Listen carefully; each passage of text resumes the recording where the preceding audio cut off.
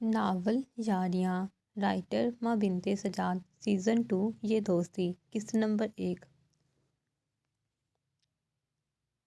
موسم سرما کی آمد تھی، ہوا میں خنکی بھر چکی تھی۔ اکتوبر اپنے اختتام کو پہنچنے والا تھا۔ آج صبح سے ہی آسمان پر سرمئی بادلوں کا راج تھا، جس کے نتیجے میں ابھی کچھ دیر پہلے ہی ہلکی ہلکی بوندا باری شروع ہو چکی تھی۔ ایسے میں وہ موسم کے بدلتے تیوروں سے بے نیاز سڑک پر مٹر گشتی کرنے میں مصروف سنہری آنکھوں میں ایک الگ ہی قسم کی چمک تھی۔ تھوڑی دیر اور ایسے ہی سڑکوں پر آوارہ گردی کرنے کے بعد وہ ایک بنگلے کے گیٹ کے سامنے جا رکا اور جیکٹ کی جیب سے ہاتھ نکال کر بیل پر رکھا اور پھر اٹھانا ہی بھول گیا۔ ذہن کے پردوں پر 3 سال پہلے کے مناظر ابھرنے لگے، ایک کے بعد دوسرا، پھر تیسرا اور آخری منظر وہ تھا جو اس کی زندگی کا حسین ترین منظر تھا۔ اب کی بار منظر کے ساتھ آوازیں بھی سنائی دینے لگی تھیں۔ بھلا مجھ سے زیادہ خوش قسمت بھی کوئی اس دنیا میں ہو سکتا ہے؟ مجھے تو دنیا میں ہی جنت مل گئی ہے، جس پر صرف میرا حق ہے۔ کسی کی خوشی اور جذبات سے بھرپور آواز تھی جسے وہ اپنے کانوں سے سن رہا تھا، آنکھیں بند تھیں، جیسے وہ ایک بار پھر وہی لمحے جینا چاہ رہا ہو جو چند سال پہلے گزر چکے تھے۔ ارے کون پاگل ہے جو بیل پر ہاتھ رکھ کر اٹھانا ہی بھول گیا ہے؟ گیٹ کھول کر باہر نکلتی ہستی نے سخت لہجے میں کہا، بری آنکھوں میں سخت ناگواری ہچکولے لے رہی تھی۔ لیکن سامنے موجود شخص کو دیکھ کر اس کی زبان کو بریک لگی۔ وہ چاہ کر بھی کچھ بول نہیں پائی۔ اس شناسا اور میٹھی آواز کی اپنی سماعتوں پر پڑتے ہی اس نے جھٹ سے آنکھیں کھول دیں اور سامنے کھڑی اپنی دشمن جاں کو دیکھا۔ بے ساختہ اس کے لبوں پر مسکراہٹ رنگ گئی، جبکہ مقابل کھڑی لڑکی اب آنکھوں میں غصہ لیے اسے دیکھ رہی تھی۔ تم اب بھی نہیں بدلی، پہلے کی طرح ہی بے خوف اور نڈر، سامنے والے کی آنکھوں میں آنکھیں ڈال کر بات کرنے والی جنت زیان احمد شاہ۔ زیان نے مسکرا کر سنہری آنکھوں کی چمک جنت کو روبرو دیکھ کر مزید بڑھ گئی تھی، جبکہ جنت کے تاثرات میں رتی برابر فرق نہیں آیا تھا۔ وہ اب بھی غصے سے اسے دیکھنے میں مصروف تھی۔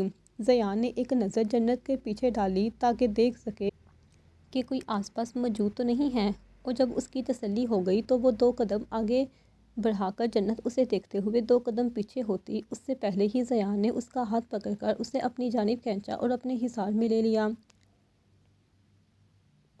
جانتا ہوں میری جنگلی بلی ناراض ہے مجھ سے، لیکن کیا کروں، میری جاب کا حصہ تھی یہ ٹریننگ، اس لیے جانا پڑا۔ زیان نے اس کے لمبے گلے والوں میں پیار سے ہاتھ پھیرتے ہوئے کہا تو جنت پل میں اس سے دور ہوئی اور اس کے چہرے پر اپنا ہمیشہ سے کیے جانے والا کارنامہ سر انجام دے کر اس سے تھوڑی دور جا کر کھڑی ہوئی۔ جاب کا حصہ تھی تو ٹھیک ہے، اب اسے اپنے چہرے کا ایسا حشر بنوانا تمہاری شادی شدہ زندگی کا حصہ ہے گھٹیا ایس پی، یاد کر لو یہ بات۔ جنت نے فخریہ انداز میں اپنے تراشیدہ ناخنوں کو دیکھ کر بڑی خوشی سے کہا۔ وہ زیان کی حالت سے کافی لطف اندوز ہو رہی تھی۔ زیان کو اپنے ڈپارٹمنٹ کی جانب سے فوری طور پر 6 مہینے کی ٹریننگ کے لیے کراچی جانا پڑا تھا، اور اس ٹریننگ کی نوعیت ایسی تھی کہ وہ جنت، آدم اور اماں جان کو ساتھ لے کر نہیں جا سکتا تھا۔ وہاں سے وہ ان سب سے رابطے میں تھا، لیکن اس کی جنت اس سے خفا ہو چکی تھی، اور اب S S P Ziyan Ahmed Shah کو بہت پاپڑ بیلنے پڑنے تھے اپنی جنگلی بلی کو منانے کے لیے۔ پچھلے 2 گھنٹوں سے سڑک پر آوارہ گردی کرتے ہوئے وہ یہی سوچ رہا تھا کہ 6 مہینے بعد اس کو دیکھ کر جنت کا رد عمل کیا ہوگا اور وہ اسے کیسے منائے گا، کیا کہے گا۔ جنت کا رد عمل اس کی سوچ کے مطابق ہی تھا۔ گولڈن گیدڑ آ گئے آپ؟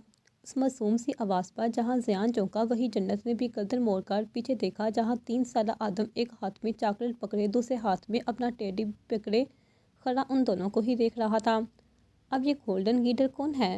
زیان نے جھنجھلا کر پوچھا، جس پر جنت نے لاپرواہی سے کندھے اچکا دیے۔ جو کہہ رہا ہے اسی سے پوچھ لو۔ جنت اس کے سامنے سے ہٹتی واپس اندر کی جانب بڑھ گئی، جبکہ اس کے پیچھے ہی زیان گیٹ سے اندر داخل ہوا اور آدم کو گود میں اٹھا لیا۔ اب بتاؤ، یہ گولڈن گیدڑ کون سی نئی مخلوق ہے؟ زیان نے باری باری اس کے دونوں گالوں پر پیار کرتے ہوئے پوچھا، جبکہ آدم نے اپنی ننھی انگلیوں سے اس کے چہرے کو چھوا جہاں پر ابھی تھوڑی دیر پہلے اس کی ماں اپنا کارنامہ سر انجام دے کر جا چکی تھی۔ 2-3 جگہ سے خون رسنے لگا تھا۔ آدم کے ہاتھ لگاتے ہی ایک ہلکی سی سی نما آواز زیان کے گلے سے نکلی، جس پر آدم نے اپنا ہاتھ پیچھے کر لیا۔ گولڈن گیدڑ آپ ہیں ڈیڈی؟ آدم نے اس کے کان کے قریب سرگوشی کرنے کے انداز میں کہا تو زیان کو اپنی سماعت پر یقین نہ آیا۔ یہ تم سے کس نے کہا؟ اب کی بار اس نے آدم کو نیچے اتارتے ہوئے پوچھا اور خود اس کے سامنے پنجوں کے بل بیٹھ گیا۔ چاچو اشان نے، وہ کہتے ہیں کہ آپ گیدڑ جیسے ہی ہیں اور گولڈن آپ کی آنکھوں کا رنگ رہا ہے، اس لیے۔ آدم نے کافی رازدارانہ انداز میں باپ کے گوش و گزار پوری بات کی، جبکہ اشان کے ذکر پر ہی زیان تلملا اٹھا تھا۔ اب تو وہ سوچ رہا تھا کہ پتہ نہیں اس کی غیر موجودگی میں اس کی بیوی اور بیٹے کو ان سب نے مل کر کیا کیا پٹیاں پڑھائی ہوں گی۔ ایسا نہیں کہتے بیٹا، میں آپ کا ڈیڈی ہوں نا، اور ہاں چاچو اشان سے ذرا دور ہی رہا کرو۔ زیان نے اس کی انگلی پکڑتے ہوئے کہا تو وہ خاموش ہو گیا۔ پھر زیان اسے لے کر اندر کی جانب چلا گیا تاکہ اماں جان سے مل سکے، لیکن اشان کو سبق سکھانے کا ارادہ وہ کر چکا تھا۔ وہ دونوں بہن بھائی اپنے اپنے کھلونوں کو سامنے پڑے میز پر رکھے ایک دوسرے کو گھورنے میں مصروف تھے۔ پاس ہی ان کی نینی سر پکڑ کر کھڑی تھی، کیونکہ اب کچھ دیر میں جو حشر وہ دونوں ڈرائنگ روم کا کرنے والے تھے، اس سب کا خمیازہ اسے ہی بھگتنا پڑنا تھا۔ ابھی وہ یہ سوچ ہی رہی تھی کہ کہیں سے ایک بالو اڑتا ہوا اس کی ناک پر آ لگا۔ وہ بیچاری اس افتاد پر گھبرا کر سیدھی ہوئی اور سامنے دیکھا، جہاں وہ دونوں ایک دوسرے کو خونخوار نظروں سے دیکھ رہے تھے، جیسے میدان جنگ میں دو دشمن ایک دوسرے کو دیکھتے ہیں، بالکل ویسے ہی۔ کیا ہو رہا ہے یہاں؟ اس سے پہلے ملک پیلس میں جنگ عظیم سومرو شروع ہوتی کسی کی غصے بھری آواز پر وہ تینوں مڑے، اور دروازے میں کھڑی حیات کو دیکھ کر ابتسام اور ہانیہ کی نینی آسیہ نے سکھ کا سانس بھرا، جبکہ ان دونوں بہن بھائی نے ایک دوسرے کو دیکھ کر برے برے منہ بنائے تھے۔ باجی، آپ کے یہ بچے کسی آفت سے کم نہیں ہیں، جب دیکھو کوئی نہ کوئی شرارت کرتے رہتے ہیں۔ ان چھوٹی چھوٹی آفتوں کی ماں کو دیکھتے ہی آسیہ شروع ہو گئی تھی اپنے دکھڑے رونے۔ ان کی شرارتیں بہت ہی معصوم ہوتی تھی، بس کبھی کسی ملازم کو فرش پر تیل پھینک کر گرا دینا، تو کبھی کسی کو بجلی کے چھوٹے موٹے جھٹکے دے دینا، تو کبھی جنوری کی ٹھٹھرتی سردی میں آسیہ یا کسی دوسری ملازمہ کو سوئمنگ پول میں دھکا دے دینا۔ بس اتنا ہی تو کرتے تو ابتسام، احد ملک اور ہانیہ ملک زئی، احد ملک کے بگڑے ہوئے بچے جن سے ان کی اپنی ماں بھی خاصی تنگ تھی۔ تم جاؤ آسیہ، جا کر کام کرو، میں دیکھتی ہوں ان دونوں کو۔ حیات نے آسیہ کو جانے کا کہا اور خود ان کی جانب متوجہ ہوئی، جو دنیا جہاں کی معصومیت اپنے چہروں پر سجائے اپنی ماں کو دیکھ رہے تھے، جیسے ان سے زیادہ معصوم پوری کراہ ارض پر کوئی موجود ہی نہ ہو۔ کب سدھرو گے تم دونوں؟ حیات نے ان کے پاس ہی صوفے پر بیٹھتے ہوئے کافی تھکے تھکے لہجے میں کہا، تو ان دونوں نے نظروں کا تبادلہ کیا، جس کے تحت ہانیہ حیات کے دائیں جانب جبکہ ابتسام اس کی بائیں جانب جا کر بیٹھ گیا اور اپنے ننھے ننھے ہاتھوں سے حیات کا سر دبانے لگا، اور ہانیہ نے حیات کی ٹانگوں کو اٹھا کر سامنے میز پر رکھنے کا اشارہ کیا، اور پھر وہ دونوں جو تھوڑی دیر پہلے لڑنے کو تیار تھے، اپنی ماں کے آتے ہی اس کی خدمت میں لگ گئے تھے۔ ماما، آپ نے پوچھا ہے نا کہ ہم کب سدھریں گے؟ دفتن یاد آنے پر ہانیہ نے اس سے پوچھا، جو وہ صوفے کی پوچھ سے سر ٹکا کر آنکھیں موندے بیٹھے تھی۔ ایک پل کو چونکی لیکن کہا کچھ نہیں۔ پوچھا تو ہے۔ تھوڑی دیر کی خاموشی کے بعد حیات نے بغیر آنکھیں کھولے کہا، الحمدللہ ماما، ہماری مٹی ہی ایسی ہے کہ ہم کبھی سدھر ہی نہیں سکتے۔ ہانیہ جلدی سے کہتی مسکراہٹ دباتی اس سے دور ہوئی، جبکہ اس کی بات سمجھتے ہی حیات جھٹکے سے اٹھ بیٹھی، تو ابتسام نے بھی اسے دور ہونے میں ہی اپنی عافیت جانی۔ ہانی رکو، میں بتاتی ہوں تمہیں، حیات غصے سے کہتی صوفے سے اٹھی اور اگلے ہی پل منہ کے بل کارپٹ پر گری، کیونکہ اس کی پیاری اولاد نے اس کے جوگرز کے تسمے آپس میں باندھ دیے تھے۔ کارپٹ پر گرنے کی وجہ سے اسے چوٹ تو نہیں لگی تھی، البتہ اسے مزید غصہ آ گیا تھا، اپنے بچوں پر نہیں بلکہ اپنے نمونیوں پر، جنہوں نے اس کے بچوں کو بھی اپنے جیسا ہی بنا دیا تھا۔ ہر بات حیات کی جنت اور نتاشا مرچ مسالہ لگا کر بتاتی تھی ابتسام اور ہانیہ کو، اور اسی کا نتیجہ تھا کہ آج 5 سال پہلے کہے جانے والا حیات کا جملہ اسی کے گلے پڑ گیا تھا۔ اپنی ماما کو کارپٹ پر ہی بیٹھا دیکھ کر وہ دونوں وہاں سے غائب ہوئے، اس سے پہلے ان کی ماما ان کی کلاس لگا دیتی۔ تم دونوں کے بابا آتے ہیں تو بتاتی ہوں میں انہیں، تم دونوں کے کارنامے سارا دن تنگ کرتے ہو مجھے۔ حیات نے اپنے جوگرز کے تسمے کھولتے ہوئے ان دونوں کو غائبانہ تنبیہ کی تھی، جو اپنے کمرے کی دروازے کے اوٹ کے پیچھے چھپ کر کھی کھی کرنے میں مشغول تھے۔ ابھی چلو آؤ آنی، ناشتہ اور جنت کو بتاتے ہیں کہ آج ہم نے ماما کے ساتھ کیا کیا۔ ہانیہ نے ابتسام کا ہاتھ پکڑ کر اپنے آئی پیڈ کی جانب قدم بڑھاتے ہوئے کہا، جو اس وقت ان کے بیڈ کے سائڈ ٹیبل پر پڑا تھا۔ ابتسام کچھ کہے بغیر اس کے ساتھ چل دیا۔ ہانیہ نے سب سے پہلے نتاشا کو ویڈیو کال کی، جو تیسری بیل پر ہی اٹھا لی گئی تھی۔ یس اس سے پہلے ہانیہ یا ابتسام کچھ کہتے اسکرین پر ابھرنے والی شخصیت کو دیکھ کر دونوں نے ایک دوسرے کو دیکھا لیکن بولے کچھ نہیں تھی۔ تبھی ذہان نے انہیں خاموش کھڑا دیکھ کر پوچھا، ہمیں تاشیانی سے بات کرنی ہے۔ ابتسام نے اپنی طرف سے 5 منٹ بڑے ہونے کا ثبوت دیتے ہوئے کہا، جبکہ ہانیہ خاموشی سے اسکرین پر نظر آنے والے ذہان کے چہرے کو دیکھے جا رہی تھی۔ ماما باہر لان میں ہے، میں بلا کر آتا ہوں، ذہان نے بغیر تمہید باندھے کہا اور موبائل صوفے پر رکھ کر باہر بھاگ گیا تاکہ نتاشا کو بلا کر لا سکے۔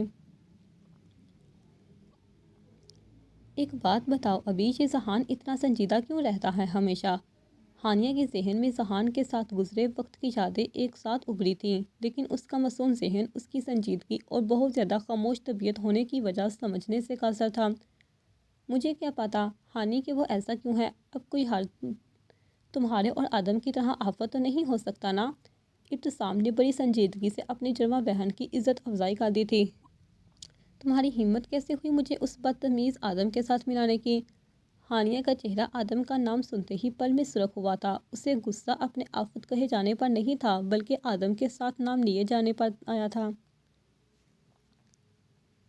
لو بلا، اب جب تم دونوں حرکتیں ایک جیسی کرو گے تو ظاہر سی بات ہے نام تو تم دونوں کا اکٹھا ہی لیا جائے گا۔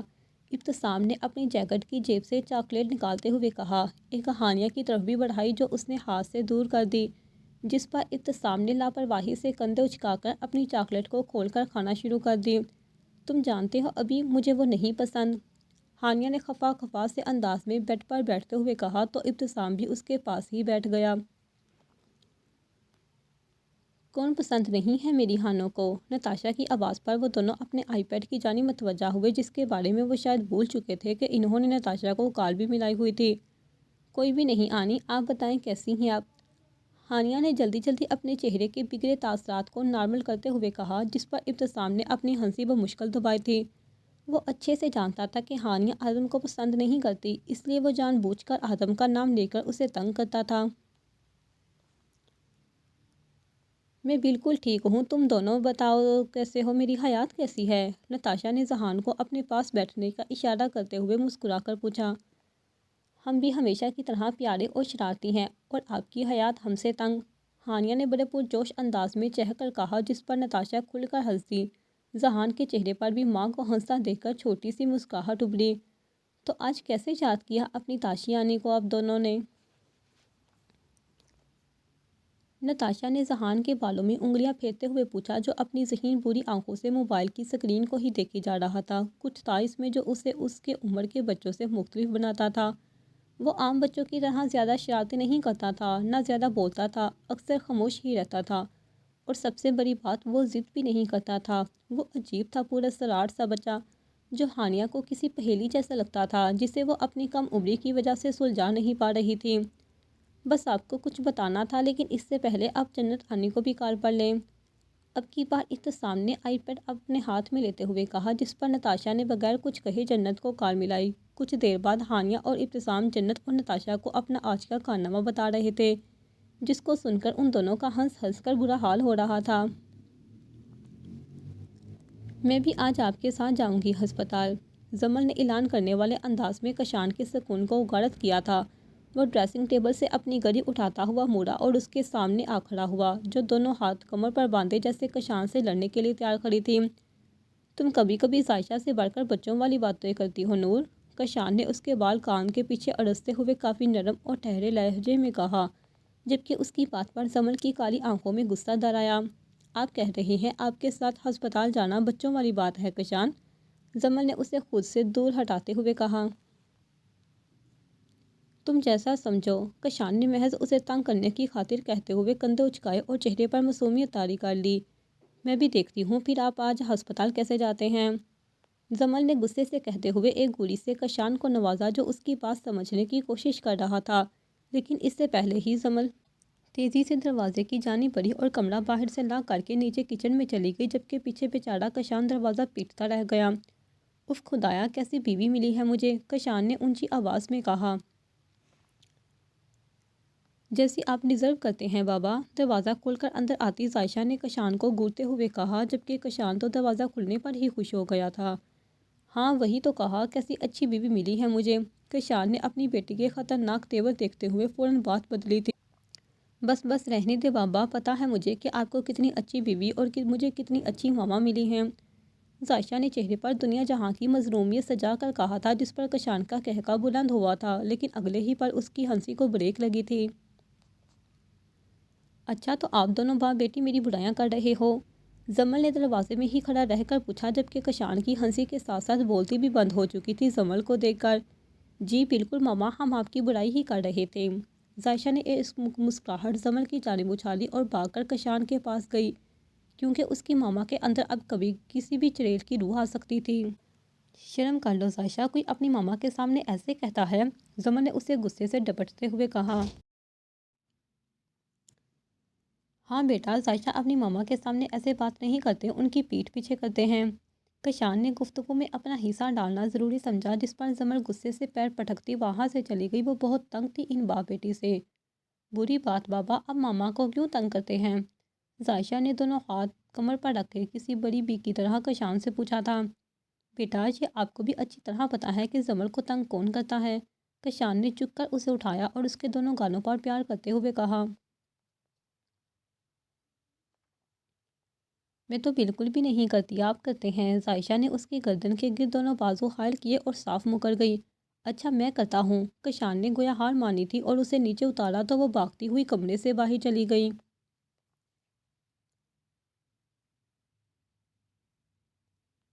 وہی سحر، وہی آواز اور وہی درد جو اس کی آواز میں شامل ہوتا تھا، آج بھی موجود تھا ہمیشہ کی طرح۔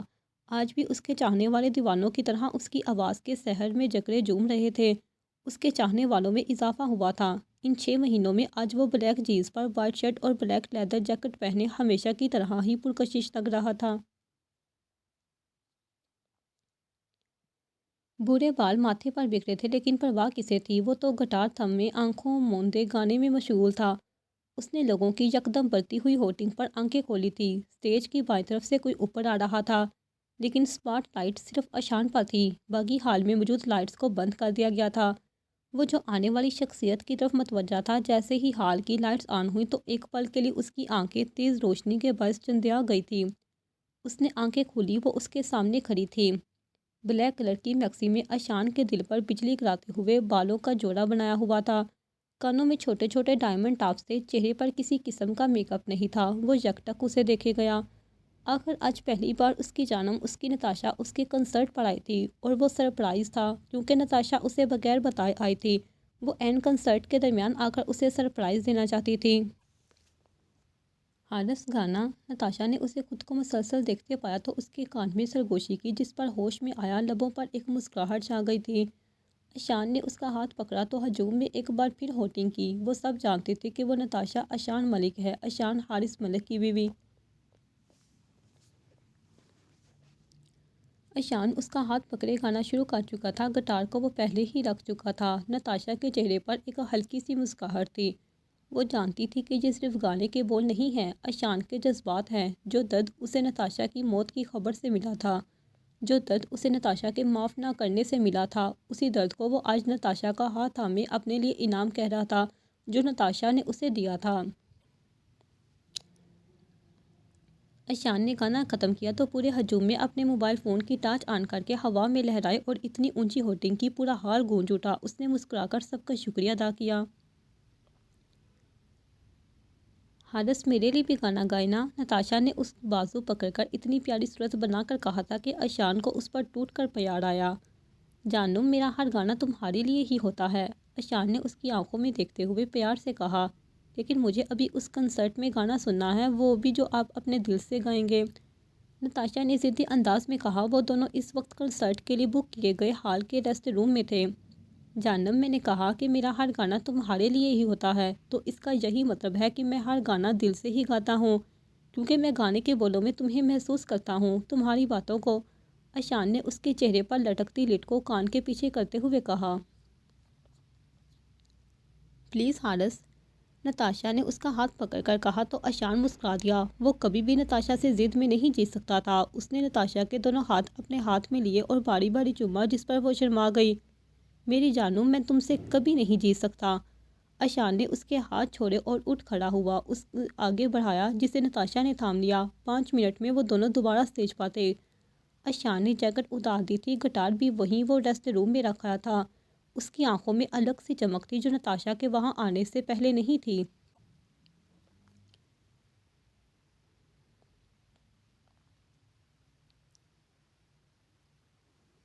اشان آج پہلی بار آنکھیں بند کر کے نہیں گا رہا تھا، کیونکہ وہ جسے آنکھیں بند کر کے تصور کرتے ہوئے گاتا تھا وہ آج اس کے ساتھ کھڑی تھی۔ وہ آج اسے روبرو دیکھ کر گا رہا تھا۔ کئی لوگوں نے رشک بھری نظروں سے ان دونوں کو دیکھا، کچھ کی نظروں میں دونوں کے لیے بے انتہا محبت تھی، جبکہ کچھ حاسد انہی حسد بھری نظروں سے بھی دیکھ رہے تھے۔ حارث بس ذہان تنگ کر رہا ہوگا پیکو، نتاشا نے اس کے کان کے قریب جھک کر کہا تو اس نے سر اس بات میں ہلایا، پھر اپنے چاہنے والوں کی طرف متوجہ ہوا۔ ان کی آمد اور ان کی محبت کا شکریہ ادا کرتے ہوئے وہ نتاشا کو لے کر گاڑی میں آ بیٹھ گیا۔ آئی لو یو حارث، نتاشا نے اس کے گلے لگتے ہوئے خوشی سے کہا، جبکہ اشان تو بے یقینی سے اسے دیکھے جا رہا تھا جو اس سے آج اظہار محبت کر رہی تھی۔ اشان نے اسے خود سے الگ کرتے ہوئے کہا اور گاڑی سٹارٹ کر دی، جبکہ نتاشا کا دل اس کی سرد مہری پر ٹوٹ گیا تھا۔ وہ خاموشی سے باہر دیکھنے لگی، جبکہ اشان نے بمشکل اپنی ہنسی ضبط کی تھی۔ ویسے میں ایک بات سوچ رہا تھا، گاڑی میں چھائی خاموشی کو اشان کی آواز نے توڑا تھا، لیکن نتاشا نے ایسے ظاہر کیا جیسے سنا ہی نہ ہو۔ میں نے کچھ کہا ہے نتاشا؟ اشان نے سڑک پر سے نظریں ہٹا کر اسے دیکھتے ہوئے کہا تو نتاشا نے اس کی جانب چہرہ موڑ کر سوالیہ نظروں سے دیکھا۔ میں کچھ سوچ رہا تھا، اشان نے دوبارہ اپنی بات دہرائی۔ اب سوچتے بھی ہیں حارث؟ نتاشا نے آنکھیں نہایت معصومیت سے جھپکتے ہوئے پوچھا، جس پر اشان نے ایک جھٹکے سے بریک لگائی تو نتاشا کا سر ڈیش بورڈ میں لگتے لگتے بچا۔ کیا مطلب تمہارا کہ میں سوچتا بھی ہوں؟ اشان نے اسے گھورتے ہوئے مصنوعی غصے سے پوچھا، جس پر نتاشا نے بے نیازی سے کندھے اچکا دیے۔ جانم، میں سوچتا ہوں اس لیے تم سے شادی کی تھی، وہ بھی پورے پلان کے ساتھ۔ اشان نے اسے ہاتھ سے پکڑ کر اپنی جانب کھینچتے ہوئے کہا تو پہلے تو نتاشا گھبرا گئی، لیکن پھر اس نے اپنے ناخن اس کے ہاتھ پر گا دیے۔ کیا کر رہی ہو جانم؟ اشان نے اپنے ہاتھ پر اس کے ناخنوں کے نشان دیکھتے ہوئے صدمے بھری آواز میں پوچھا۔ آپ سے ناراض ہوں میں، نتاشا نے اس کے چہرے کے تاثرات کو نظر انداز کرتے ہوئے کہا اور دوبارہ رخ موڑ کر بیٹھ گئی۔ تم بھی اپنی چڑیل دوست کی طرح مجھے اپنے پنجوں سے زخمی کرنے لگی ہو، اشان نے دبے دبے غصے میں کہتے ہوئے گاڑی دوبارہ سٹارٹ کر دی، جبکہ نتاشا نے اس کی بات سنتے ہی ایک جھٹکے سے چہرہ اس کی جانب موڑا، جس کی وجہ سے اس کے بال جوڑے سے کھل کر اشان کے چہرے پر لگے۔ اس کے بالوں کی مہک جب اشان کے نتھوں سے ٹکرائی تو بے ساختہ اس کے لبوں پر مسکراہٹ رنگ گئی۔ آپ نے میری دوست کو چڑیل کہا حارث؟ نتاشا نے بالوں کو سنبھالتے ہوئے بے یقینی اور قدرے غصے سے ساتھ بیٹھے اپنے مجازی خدا سے پوچھا تھا جو مسکرائے ہی جا رہا تھا۔ نہیں، اشان نے یک لفظی جواب دے کر اپنی تمام تر توجہ گاڑی چلانے پر مرکوز کر دی، لیکن مقابل ناسمجھی سے اسے دیکھنے لگی۔ تو پھر؟ نتاشا نے فوراً پوچھا، جیسے اس کی بات کا مقصد جاننا چاہ رہی ہو۔ میں نے چڑیل کو تمہاری دوست کہا ہے، نہ کہ تمہاری دوست کو چڑیل۔ اشان نے ایک ہاتھ سے اسٹیئرنگ سنبھالے دوسرے ہاتھ کی مٹھی بنا کر تھوڑی کے نیچے رکھتے ہوئے کافی اطمینان سے اپنی بات واضح کی، جبکہ اس کی بات سنتے ہی نتاشا نے خونخوار نظروں سے اسے گھورا، جس پر اشان کے لیے اپنی مسکراہٹ پر قابو پانا مشکل ہو گیا۔ تبھی اس نے چہرہ دوسری جانب موڑ لیا اور اپنی ہنسی روکی، ورنہ وہ آج اپنی بیوی کے ہاتھوں شہید ہو جاتا۔ آپ بہت برے ہیں حارث، نتاشا نے منہ بسوڑ کر کہتے ہوئے ایک مکہ اس کے کندھے پر مارا اور اس سے ایک بار پھر رخ پھیر کر بیٹھ گئی۔ اشان بیچارہ گہری سانس لے کر رہ گیا۔ ذہان بیچارہ اکیلا بور ہو جاتا ہے، ہمیں اس کی تنہائی دور کرنے کے لیے کچھ کرنا چاہیے جانم۔ تھوڑی ہی دیر گزری تھی کہ گاڑی میں دوبارہ اشان کی آواز گونجی، کافی سنجیدہ آواز، جبکہ مقابل نے ایسے ظاہر کیا جیسے سنا ہی نہ ہو۔ میں نے کچھ کہا ہے نتاشا؟ اسے ہنوز خاموش بیٹھا دیکھ کر اشان نے اسے دوبارہ مخاطب کیا۔ تو کریں، مجھے کیوں بتا رہے ہیں؟ نتاشا نے تنگ کر کہتے ہوئے چہرہ دوبارہ پھیر لیا، جس پر مقابل کی آنکھوں میں شیطنت کی چمک ابھری تھی۔ تبھی وہ دوبارہ گویا ہوا۔ مطلب تم مجھے اجازت دے رہی ہو؟ اشان نے لہجہ کو سنجیدہ رکھنے کی پوری کوشش کرتے ہوئے کہا، لیکن آنکھوں میں شرارت ناچ رہی تھی۔ کس بات کی اجازت؟ نتاشا نے مکمل اس کی جانب دیکھتے ہوئے ناسمجھی سے پوچھا۔ اسے سمجھ نہیں آ رہا تھا کہ آخر اشان کو ہوا کیا ہے، کب سے عجیب باتیں کیے جا رہا تھا۔ دوسری شادی کی اور کس بات کی؟ اشان نے نظریں سامنے سڑک پر مرکوز کیے ہی جواب دیا، حالانکہ دل میں شدید خواہش جاگی تھی کہ اپنی بات پر مقابل کے چہرے کا رنگ ضرور دیکھے، لیکن بیچارہ مجبور ہو چکا تھا اپنی شرارت کے ہاتھوں۔ کیا؟ نتاشا نے تقریباً چیختے ہوئے پوچھا تو اشان نے بے ساختہ گاڑی روکی، ورنہ اس کی چیخ کی وجہ سے ان کا ایکسیڈنٹ بھی ہو سکتا تھا۔ آخر اس کی جانب چیخ کی چیخ ہی تھی اتنی دامدار۔ اس میں اتنا حیران ہونے والی کیا بات ہے؟ تم نے خود ہی تو کہا تھا کہ میں ذہان کی تنہائی دور کرنے کے لیے کچھ کروں تو اس کے لیے مجھے دوسری شادی کرنی پڑے گی۔ پہلے پھر جا کر تو کہیں ذہان کے چھوٹے بہن یا بھائی آئیں گے، نہ کہ اس کا اکیلا پن دور کرنے۔ اشان نے نہایت اطمینان بڑے لہجے میں اس کی آنکھوں میں دیکھتے ہوئے بات مکمل کی اور اس کے رد عمل کا انتظار کرنے لگا، لیکن مقابل خاموش ہی رہی۔ البتہ اشان کی نظر جب اس کی گود میں رکھے ہاتھوں پر گری تو اس کے ہاتھوں پر کچھ گر رہا تھا۔ چہرہ جھکا ہوا تھا، جس کی وجہ سے وہ نہیں دیکھ پایا کہ وہ رو رہی تھی، لیکن اس کے ہاتھوں پر آنسو گرتے دیکھ کر وہ دنگ رہ گیا۔ وہ نہیں جانتا تھا کہ وہ اس کے مذاق کو سنجیدہ لے لے گی۔ نتاشا جانم، ادھر دیکھو، میری طرف، میں مذاق کر رہا تھا، اشان نے اس کا چہرہ اپنی جانب کرتے ہوئے پریشانی سے کہا۔ بھلا وہ کہاں دیکھ سکتا تھا اپنی جانم کی آنکھوں میں آنسو؟ آپ دوسری شادی کر لیں گے؟ نتاشا نے روتے ہوئے چہرہ اٹھا کر اسی کا جملہ دوبارہ کہا تو اشان نے آگے بڑھ کر اسے گلے لگا لیا۔ نہیں جانم، میں تمہارے ہوتے ہوئے کیوں دوسری شادی کرنے لگا؟ میں بس مذاق کر رہا تھا۔ اشان نے اسے اپنے ساتھ لگائے اس کی کمر سہلاتے ہوئے کہا، لیکن نتاشا کے رونے میں کوئی کمی نہیں آئی، وہ ویسے ہی روتی رہی۔ اگر آپ نے شادی نہیں کی تو ذہان کے بہن بھائی کیسے آئیں گے؟ نتاشا نے اس کے سینے سے چہرہ اٹھا کر اس کی جانب دیکھتے ہوئے معصومیت سے پوچھا، جبکہ مقابل تو اس کی آنکھوں میں ہی دیکھتا رہ گیا۔ کانٹ سی بری آنکھیں رونے کے باعث ہلکی ہلکی سرخ ہو رہی تھی۔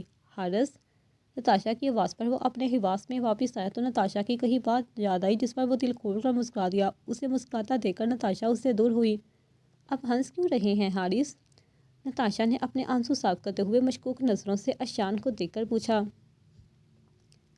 ارے جانم، ذہان کے بہن بھائی کے لیے تم ہو نا؟ اشان نے اس کی آنکھوں میں آنکھیں ڈال کر بڑی دلیری سے کہا، جبکہ مقابل اس کی بات کا مطلب سمجھتے ہی اس کے کندھے پر مکے برسانے لگی۔ آپ بہت برے ہیں ہارس، نتاشا نے اس کے کندھے پر مکوں کی برسات جاری رکھتے ہوئے کہا۔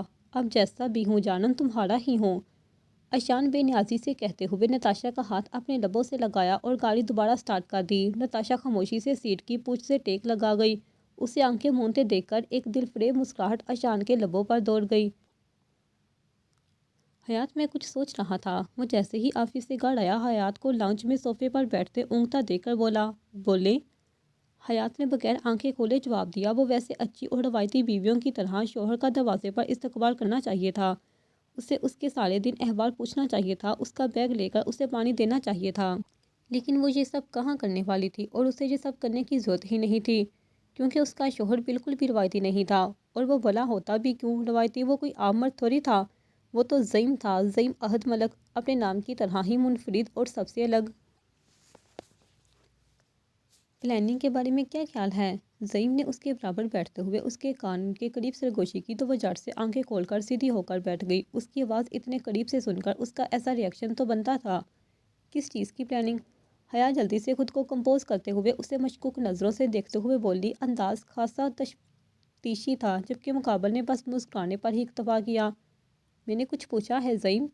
حیات نے اس کی آنکھوں کے سامنے چٹکی بجا کر کہا تو زعیم ہوش میں آیا اور پھر خود اپنی بات یاد کرتے ہوئے ایک بار پھر مسکرا دیا۔ ابتسام کی چھوٹی بہن کی پلاننگ؟ اور کس چیز کی پلاننگ؟ زعیم نے اس کی طرف دیکھتے ہوئے بڑے شوخ لہجے میں مسکراتے ہوئے کہا، جبکہ اس کی بات سنتے ہی حیات کے گال سرخ ہو گئے۔ ارے نہیں، شرم کے مارے نہیں، بلکہ غصے کے مارے۔ شرم تو ہماری حیات سے کوسوں دور رہتی ہے نا؟ شرم تو نہیں آتی آپ کو ایسی باتیں کرتے ہوئے؟ حیات غصے سے دانت پیستے ہوئے بولی، جبکہ مقابل پر کچھ اثر ہی نہ ہوا۔ وہ ویسے صوفے کی پچھ سے ٹیک لگائے چہرہ اس کی جانب موڑ کر بیٹھا رہا۔ ارے بھلا مجھے کیوں شرم آئے گی، جبکہ میری بیوی کی شرم سے شروع سے بنتی ہی نہیں، پھر میری کیسے بنتی تم سے شادی کرنے کے بعد؟ میں نے بھی شرم کو ٹاٹا ٹاٹا بائے بائے کر دیا۔ زعیم نے بہت سکون سے سامنے بیٹھی حیات کو اپنی باتوں سے بے سکون کیا تھا۔ ایسا سوچیے گا بھی مت، آپ کی 2 ہفتے پہلے ہی سارا دن مجھے تگنی کا ناچ نچواتی ہیں، اور آپ ایک اور کے چکر میں ہیں؟ ہرگز نہیں۔ حیات کو تو گویا اس کی باتوں اور مسلسل مسکرانے پر ہتھے سے ہی اکھڑ گئی تھی۔ فوراً نفی میں سر ہلاتے ہوئے بولی اور اٹھ کھڑی ہوئی۔ تم نے میرے بچوں کو آفتیں کہا؟ زعیم نے اس کا ہاتھ پکڑ کر دوبارہ صوفے پر بٹھاتے کم کھینچتے ہوئے آنکھوں میں خفگی لیے غصے سے پوچھا۔ جی بالکل، میں نے ان کو آفتیں ہی کہا ہے۔ آپ کو کیا پتا، سارا دن ان کے ساتھ گھر میں ہوتی ہوں، آپ تو آفس ہوتے ہیں نا؟ حیات نے جھٹکے سے اس کی گرفت سے اپنا ہاتھ نکالتے ہوئے منہ بسور کر کہا اور اس کے ہر انداز سے خفگی واضح تھی۔ زعیم گہری سانس بھر کر رہ گیا۔ میں سیریس ہوں حیات، اب کی بار اس نے حیات کا تھام کر اپنے ہاتھ میں لے کر سنجیدہ انداز میں کہا۔ لیکن زعیم، میں فی الحال اس بارے میں سیریس نہیں ہونا چاہتی، جب تک ہانیہ اور ابتسام بڑے نہیں ہو جاتے۔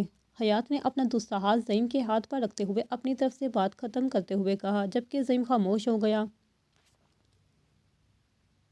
کتنا بڑا ہو رہا ہے نا اب ہانو اور ابتسام نے مزید۔ کچھ دیر بعد پھر زعیم کی آواز حیات کی سماعت سے ٹکرائی تو اس نے چونک کر اس کی جانب دیکھا۔ حیات کا ہاتھ ابھی بھی زعیم کے ہاتھ میں ہی تھا۔ حیات نے اس کی آنکھوں میں شرارت دیکھ لی تھی، تبھی بولی، کم از کم 10 سال کے ہو جائیں تو اس کے بعد ہم زہرا کے بارے میں سوچیں گے۔ اب باری حیات کی تھی اسے بے سکون کرنے کی۔ اب یہ زہرا کون ہے اور ہم کیوں اس کے بارے میں سوچنے لگے؟ زعیم نے جھنجھلا کر پوچھا، جس پر حیات نے چہرہ موڑ کر بمشکل اپنی ہنسی روکی۔ ارے ہانیہ اور ابتسام کی چھوٹی بہن زہرا ملک۔ زعیم، حیات نے اپنے ماتھے پر ہاتھ مارتے ہوئے تاسف بھرے لہجے میں کہا، جیسے اپنے شوہر کی کم فہمی پر افسوس کر رہی ہو، جبکہ زعیم اس کی بات پر حیرت سے اسے دیکھنے لگا۔ میں نے تو صرف سوچنے کا کہا تھا، آپ محترمہ نے تو نام بھی سوچ رکھا ہے۔ زعیم نے اسے گھورتے ہوئے مصنوعی غصے سے کہا اور اٹھ کھڑا ہوا۔ نام سوچ رکھا تھا ہانیہ کے لیے، لیکن تب آپ نے اپنی مرضی کا رکھ لیا تو میں نے آپ سے ذکر ہی نہیں کیا۔ حیات اسے ناراض ہو کر اٹھتے دیکھ گیا تو فوراً بولی،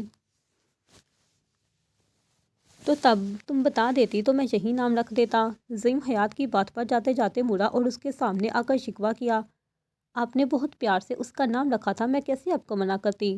حیات نے اس کے سامنے کھڑے ہوتے ہوئے کہا، جیسے اپنے عمل کی وضاحت دے رہی ہو، پھر بھی تو بتا دیتی۔ زعیم نے اس کا ہاتھ پکڑ کر کہا، اسے یقین نہیں آ رہا تھا کہ اس نے حیات کی اس پسند کو ترجیح دی تھی۔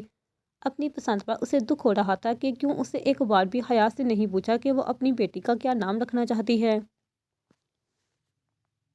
اوہ زعیم، کیا ہو گیا ہے؟ آپ بچوں کے نام رکھے یا میں، ایک ہی بات ہے نا؟ اور رہی بات زہرا کی تو وہ جب آئے گی تو تب دیکھا جائے گا، ابھی آپ فریش ہو کر آئیں، میں کھانا لگواتی ہوں۔ حیات نے اس کے گلے لگتے ہوئے بہت پیار سے اسے سمجھانے والے انداز میں بولی تو زعیم مسکرا دیا اور اس سے الگ ہو کر اس کی پیشانی چومتا ہوا فریش ہونے چلا گیا۔ جاری ہے۔